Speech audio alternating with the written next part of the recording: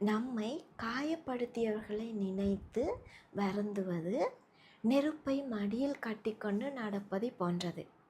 அது மற்றவர்களை விட நம்மைத்தான் அதிகம் சுட்டெரிக்கும். மன்னிப்பு என்பது பலவீனம் அல்ல, அது ஒரு பெரிய சக்தி. ஒருவரை நீங்கள் மன்னிக்கும் போது அவர்கள் செய்த தவறை நீங்கள் நியாயப்படுத்தவில்லை, மாறாக உங்கள் நிம்மதியை நீங்கள் மீட்டெடுக்கின்றீர்கள். இனி என் சந்தோஷத்தை தீர்மானிக்கும் அதிகாரம் உங்களுக்கு இல்லை என்று உங்கள் மனதிற்கு நீங்கள் போதிக்கும் பாடம்தான் மன்னிப்பு. உங்கள் பாரங்களை இறைவனிடம் கொடுத்து விடுங்கள்.